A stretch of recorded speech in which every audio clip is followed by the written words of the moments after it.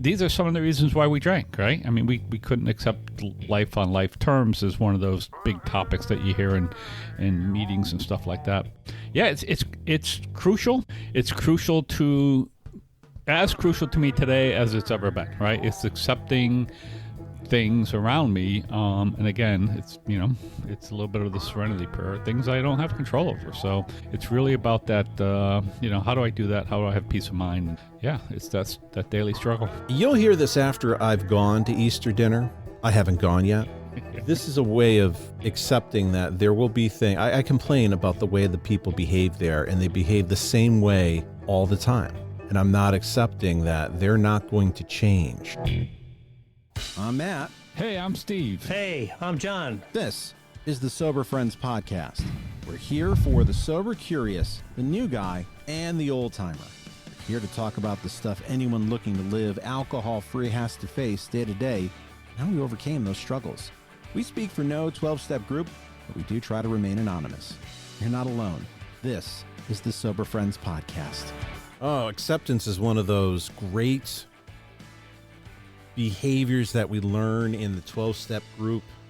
Always worth looking into, of the things that we need to accept to move forward. Steve, what's going on? Good morning, Matt. Good morning. For those out there, we are recording this on Easter Sunday. So happy Easter when you hear this. It'll be a couple days afterwards, but acceptance is huge, right? It's still something, right? First of all, it's not unique to AA or recovery, right? We all have to do that. But again, we talk about these topics because for those of us who struggled with addiction and alcohol, in our case in particular, these are some of the reasons why we drank, right? I mean, we couldn't accept life on life terms as one of those big topics that you hear in meetings and stuff like that. But it's crucial. It's crucial to as crucial to me today as it's ever been, right? It's accepting things around me, and again, it's a little bit of the serenity prayer, things I don't have control over. So it's really about that. How do I do that? How do I have peace of mind? And it's that daily struggle. You'll hear this after I've gone to Easter dinner. I haven't gone yet. This is a way of accepting that there will be things. I complain about the way the people behave there, and they behave the same way all the time. Yeah. And I'm not accepting that they're not going to change. My father-in-law is going to say something that is going to be very offensive. I don't know what it is, but I promise he will. I've said it before. It's taken me some time, right? And I've been married for 20-something years this time to my wife, and my wife was 50 years old when we got married, and I remember having a discussion with her, being frustrated that my wife wasn't behaving in a way that I thought she would behave. She was like, and I'm just talking like eating or healthy, whatever it was. I don't even remember exactly what it was. Mm-hmm. And I remember her saying to me, and this was, she's like, hey, I'm 62 years old. I'm not going to change now. And, that was me. And I remember her saying that, like, that's true, right? Like, I have to accept that. And it doesn't mean she can't change and make some changes. But the truth is, I have to be able to accept that she's her own person. The other thing we talked about, we do Joe and Charlie's often. We're doing right now, almost finishing up. Mm-hmm. And at one point during the Joe and Charlie's, I don't know if it was said on the one we're listening to, there's different tapes, but I think it was Joe who said, my wife has her own will, right? And that's what he said. And I'm like, and that's what I started to realize, like, people have their own will. Like, I have my will. People have their own will. So it's really accepting people where they are and who they are, to a point where it's not frustrating me, right? That's the point. I don't want to be frustrated. So it's a little bit of letting go. It has a little Buddhist feel to it. Let it go. Release it. Let it go. Let it be. And it's easier said than done sometimes, especially with those closest to us, right? Especially when you're going to a holiday dinner with your in-laws, and you just know, right? I mean, you've had the history. You've been around for a long time, these people. You know what it's going to look like, and you sort of got to get yourself prepped to go. Because otherwise, you can go there and have just a crap time, right? And just ruin it for you, your family, your kids, everybody around you. So it's important to take some time and really think about that before we head out the door. There's influence. You can try and influence others, but I look at that as acceptance as well. That you can, it's sort of this feeling of taking a deep breath, and I can find a way to connect, but don't judge what the end result is going to be. I can do some influencing and guiding. And if I want somebody to improve their behavior, I got to take a long game. I can influence, I can take a step back. But if there are behaviors I see in somebody else that I don't like, I have to be patient to let them get to it on their own. And the other thing I learned is that I have to model the behavior if I want someone, especially close. Exactly. I have to model that behavior, which again, I have my own faults. I struggle with stuff, and some of the things that my wife struggles with is eating healthy. I struggle with that at times too, right? So it's hard for me to do that. So I want to model that for as much as possible. And we're going through some stuff now, and my wife and I talk about it, and I'm hopeful that maybe at the other end of this, maybe things will change for us. And I'm trying to temper that, right? Because there's, we're talking about acceptance, and there's also some expectations where hopefully things might change a little bit. But I have to accept that, listen, she's going to be who she's going to do. She's going to do what she does. And like you said, I could try to influence that. I can try to encourage her to do things differently. But the truth is, I have very little power over that. So, it's acceptance is about me living a life of serenity. That's really what it is for me. So the more I can accept things that I can't control, or accept things that I don't like, the better chance I have of having some serenity in my life, which is really key for me. Trying not to let myself get ahead of myself, get crazy, because those are all the things that eventually have in the past and will in the future, if I'm not careful, lead me to pick up a drink. Absolutely. This goes hand in hand with resentments. The resentments will pick you up to drink. The things I can't control that I'm upset about can cause you to drink as well. And there are so many things that I want to control. Things at work, things in the news, things in my family. And I have no power. And I think the thing that bothers me the most is there are things outside of my control that I haven't caused, but could negatively affect my life. Yeah. That is a place that really freaks me out. Yeah. I look at news events. News events are things like, I didn't cause this, but I see a scenario where this could affect me, and that's not fair. Right. And that's where I spiral towards. Yeah, and that's the whole thing. I've just read some. I was scrolling through. Unfortunately, I don't have a book. I really have had a book to read for the last. My God, I have like 3 or 4 that I'm working on right now, and just rotating through when I get tired of them. And so what happens is usually if I got a good book I'm reading, when I get up in the morning, and once I get everything set, I'll read some of it. And I don't have that. So what do I end up doing? I end up scrolling on social media. And I saw something today that just talked about, it was talked about a little Buddhist quote saying, let it go and move on, more or less. And then somebody sort of said what you're saying. There's some things out there happening right now that we can't ignore and accept and let go, right? There's some things that require action on our part. So there are things for us to do. One of the things that I realize is that, again, my wife's going through some health issues, and she's going to have to make some decisions on how hard she wants to work to get herself to a certain place. And just like you said, that impacts me, right? You've been around me, you've been hearing me, like doing a lot more home care today than I ever thought I would do at this point in my life, and I'm hopeful that changes, right? But I don't know. And the truth is, if she chooses not to do the work necessary, then that's going to impact me, and Yes. I will have to figure that out.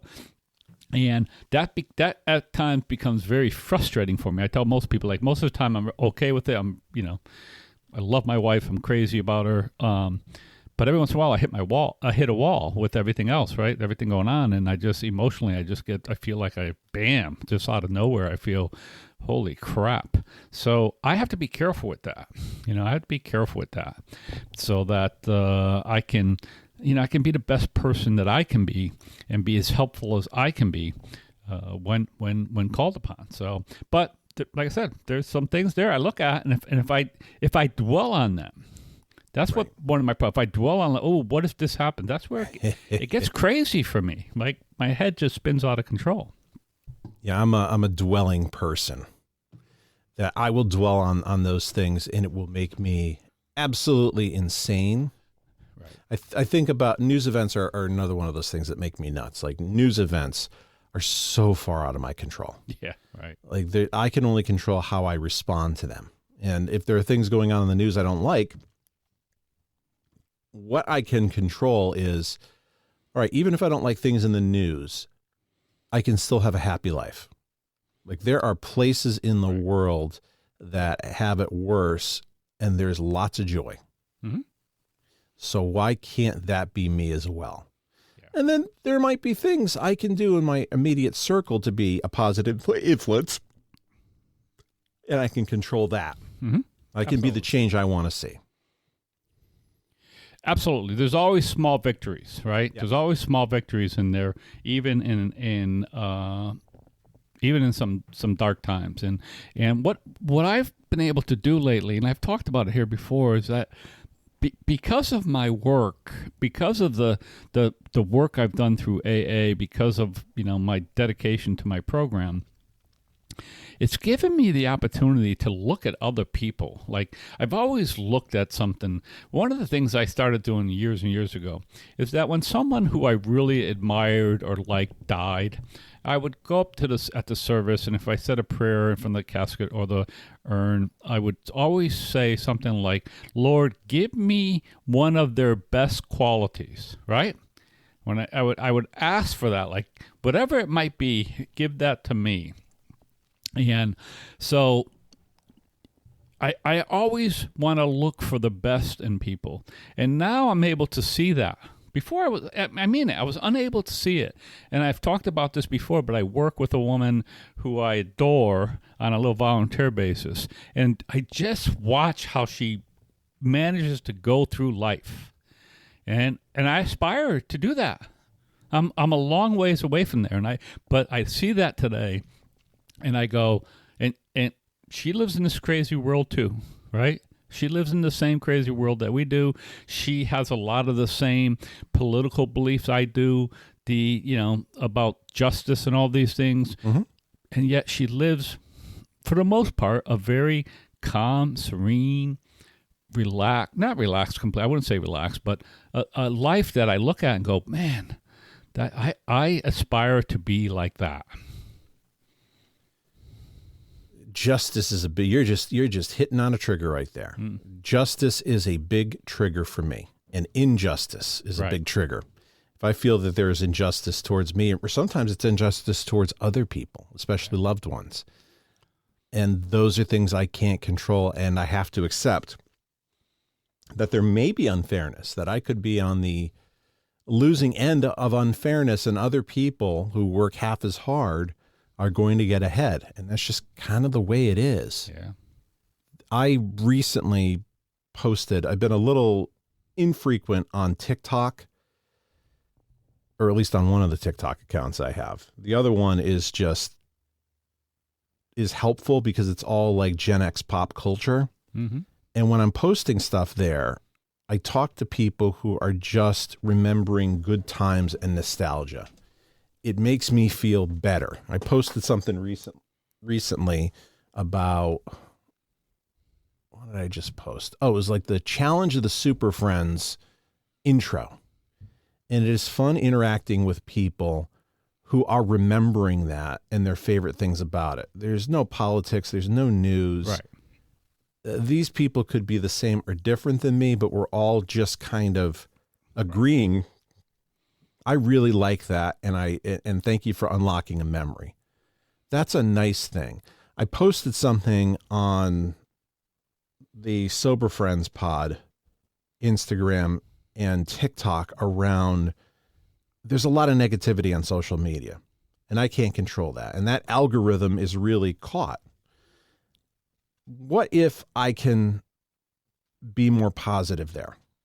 Maybe there isn't the engagement piece that there is for other people, but I do believe that positivity is attractive because it's harder for people. I can't change all the trolling that's out there, right, but I could be a positive role model, and I can be the change that I want to see. And maybe that doesn't hook the algorithm that other things don't, but I can kind of accept that, and it makes me feel better. Yeah, it's something that I work with. We've talked about it here before, and you've talked about how you've worked on not being that troll that you used to be.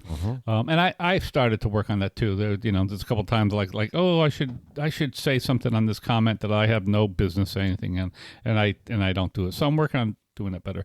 One of the things that I've learned in the same thing is, like, again, we're in this political climate right now. At least if you're in the United States. If you're listening to this elsewhere, it might be different where you are. But, and so I go to meetings, and I know, right, there are people who I know from social media posts and stuff that they're completely opposite. And one of those people, I was doing last man out at my meeting on Friday night.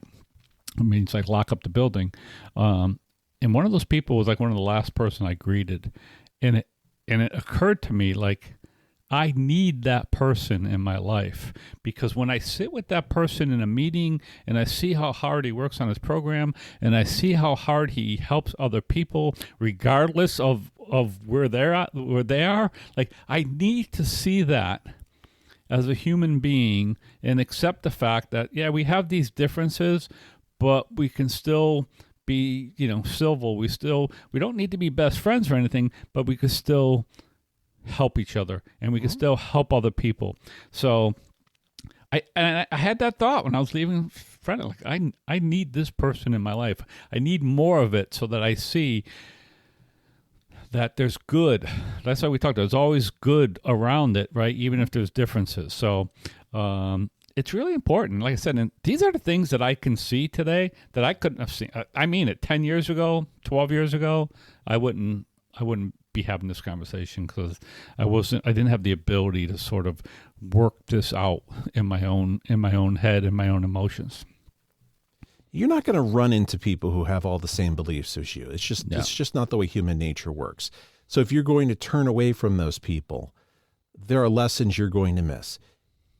I would turn away from this person if they were nasty all the time. Right. If they were that type of stereotype of dunking all the time, that's a different story. That's obnoxious. If I have a different view, I try and model the behavior I would want to see. What's the right behavior here? How can I listen? I mean, acceptance is also listening to other people's point of views and empathizing with them to understand where they're coming from. I may not agree with it, but I want to understand where this viewpoint comes from. Yeah. And for the most part, it comes from a good place. They see that as the solution. And I think the divergence there is maybe we have the same issue that troubles us or is a problem, and we just see a different solution. Yeah. No, I agree with that 100%. I think, like I said, for the most part, and that's not always true, sometimes some of these differences come from bad spots and bad places. But for the most part, I think most of these people, they have a different idea. I think, we sort of all want similar things for the most part. Again, I think this day and age is a little bit different with a lot of people out there, but for the most part, I think I could do that. One of the things while we're talking about acceptance is I just want to give a shout out.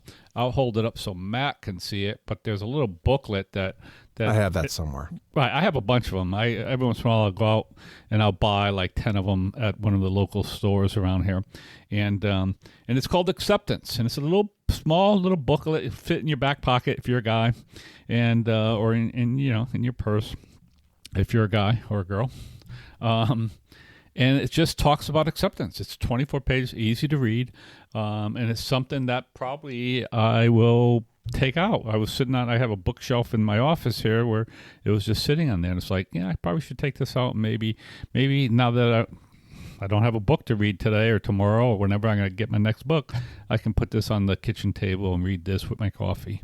Be a nice way to start my day. I have accepted my career path recently. This has been a big thing that has troubled me. That I compare myself to other people that I either went to college with or others I worked with who have moved ahead on the career ladder faster than me. And that has bothered me for a long time of why am I not further ahead? But it also has occurred to me that block in career path could be to my benefit, that going that path is the wrong thing for me. And being in the role that I'm in now makes me realize I don't necessarily want to be in a customer service, high-level management position. But I do want to do something else, which is much more creative. Like I feel alive. Like if I just think around, I mean, this is why I've got like 2 TikTok channels and 2 Substacks, is I need to be creative in different ways. That's when I feel most alive. And maybe that's the career path for me. Not necessarily full-time podcasting, but something where I can get my hands dirty creating something that can explain a problem simply to other people. That's where I feel more alive. So if I was getting ahead with these roles that I didn't get the jobs for, I wouldn't be here. And sometimes that block that frustrates you might be a message to you that you're going the wrong way. You're getting frustrated that it's not fair to you. Maybe it is, and you've got to stop banging your head against the wall and move the way you should be moving. Listen, Matt, when you started talking about that, I remember exactly me feeling that way. First of all, if you listen to this podcast or you've heard my story, I am a schooled electrical engineer that has never worked as an engineer at all. That really was first of all, that was a big part of me really drinking a lot because I had done all that schooling, never got a job. Really, it was the beginning of when I graduated to when I first came into AA was the beginning of my worst slide of my alcoholism. It took me a long time, and I'm talking decades, really, to sort of work through that in myself. And I got into sales, and I got into sort of a technical sales, and my education was really helpful to me. But I felt peer pressure. I felt outside pressure. I felt pressure from my in-laws who were very successful family, right? My father-in-law at the time, first wife's father was a doctor. My family loved me no matter what, right? They were pleased. I was the first one to go to college. I was the first one to graduate from college, all those first things done. But I felt this huge pressure. And I remember when I finally accepted not only that this is my career path, which was sales. I do like it. You know, I'd like to talk. I know it's one of the reasons why when we started doing the podcast, it's one of the reasons why I show up all the time. It sort of fits my personality. But I remember when I finally accepted, like, no, this is okay. And then what happened was once I accepted that, I was able to do a better job at it. You know, I wasn't fighting turmoil within myself, and I became pretty successful at it. You know, I made a pretty decent living while I did that.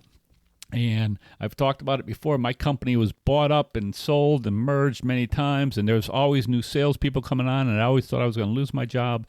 And somehow I ended up working almost 30 years in the industry. But I remember when I did that, it's like, stop fighting. And I remember, too, is that I had an opportunity to become a manager. I did it for a very short time where I managed the sales force, which was small. It was like 4 of us at the time, and I hated it. Yep. And I was like, nope, I don't want to do that. I had those opportunities, especially as the company got bigger. I had opportunities to do that kind of stuff. And I'm like, no, I just like to make my numbers. I like to do my thing. And again, once I settled that in my own self, I was able to thrive, if you will, in that setting, and was always one of the top 2 salesmen in the country. In the company, once I settled into that role. Management is definitely not being a manager. You have to have a passion for people, not a passion for your title. Right. That's how you get ahead. And I'm in a place now after doing frontline leadership for a very long period of time. Maybe I want to be a frontline leader somewhere else, but like frontline people who talk to customers, I do not want to do that. Yeah. That's a place that's hard for acceptance. Here's the path to be successful, and see them not do it, or see them falling and I can't help them, having to do write-ups, having to do terminations. Right. That's very hard. And it's like, this doesn't have to be this way. Yeah. No, I remember doing that. I had to let somebody go, right? And that's when I realized I hated it. I had hired this young lady, and then things got slow, and it probably was one of the mergers or something, whatever. I don't remember. And I had to let her go. And we're still friends today. Yep. It just ruined my guts. It ruined my guts, and that's when I realized, oh no, this isn't good for me. I don't like doing this. So I realized early on, like I said, that I did not want to do that. And it's hard. You got to find out what works for you. And all of us have to do that. And again, for me, I needed to accept that I spent 5 years in university for engineering school, and I wasn't ever going to work as an engineer, right? That was a big chunk to swallow for me. Because otherwise I was like always trying to defend myself. I was always on my heels. I was always felt like I was, it was tough, and it was not. And again, I'll go back to it, is I drank a lot over that type of stuff. So that's why this really resonates with me. If you look at electrical engineering, even going to college, you got a degree. Yeah. There's stuff that you can pull from that, even if that's not your field. Absolutely. I think we ask too much of people at an early age to map out their career. Yeah, we do. Although I do see what my son is going to do with his life. I think he's not going to want to sit in a cube. I also have to accept that he wants to do sports medicine, and he really is hesitant to go to Springfield College, which is like one of the best schools in the country. Mm-hmm. And it's like a 30-minute drive from here for sports medicine because he doesn't like the neighborhood. Right. And I think a lot of it is he doesn't like it because I grew up in that area. Yeah. So anywhere I would have grown up must be really dodgy. But I can just influence him in terms of places to go and things to do. And we're going to have some hard choices because I've seen on his GPA and where I think his SATs are going to land. There's like this website now you can go to that cross-references based on what you want to do and the sport you want to play, and tells you what's your likelihood of getting in. And the schools that he has the likelihood of getting in are like off the chart. Like we're going to have hard problems here of just narrowing it down of these really good schools. That's what I'm saying. In a good way, right? Yeah. But I'd love him to go to Springfield College if this is what he wants to do. And I don't think he really wants to do that, at least today. I can guide him. Right. I'm good at that. I'm good at guiding him and taking a long view of, I think that was one of my talents always, is it's not no, it's just not yet. Yeah. I remember my daughter going through that. My son, we're in Connecticut, University of Connecticut, yay Huskies. It was a school that both of my kids wanted to go to. My son got in easily. My daughter was really, really smart. Right. She didn't test all that well sometimes. And she got in she wasn't accepted onto the main campus at UConn. And so, she wanted to go live on campus somewhere. And I tried to convince her, a little bit like your son, like, my daughter's name is Sarah. I'm like, Sarah, listen, if you want to go to Central, which is a smaller school in the state, like you can commute to that school, and then you can transfer, or you can stay there, and you could leave college with no debt, right? That's what I thought. Like you could leave college with no debt, and we talked about it, and she didn't want to do that. She went to Central for 2 years. She ended up graduating from UConn, transferred up after 2 years, and graduated from UConn. But she came out with debt, right? And that's what she wanted to do, and she's done okay. She went on to graduate school and did fine for herself. But I tried to convince her to do that. And like I said, took a long haul. I also wanted her to be happy, and if that's what she wanted, she worked hard at school. That's what she wanted. Then I was willing to support her and do that, and that's what we did. And she's done fine. But you can only do so much, right? You can only do so much, and it's the same thing with your son. You're gonna have to decide. Hey, what do you want your life to look like when you get out of college? All right. Do you want to start in a big hole? Or do you want something where maybe you don't have a big hole, but yet you can still do what you want to do? Yeah. My son, I'm very fortunate that my son understands that. We've had this conversation a lot, that you need to kind of balance out where you're going and how much it costs. Right. That if you go to something that might be a lesser school, but you walk away with no debt, you're ahead of the person who's got hundreds of $1,000s in debt but went to an Ivy League school. Yeah. Because now you can just make money. Right. You have that huge bill that's not there. Yeah. And he kind of gets that. And I'm of the view now that unless you're going somewhere specialized, it doesn't much matter as long as you get to a degree. I think it matters a lot more in graduate work.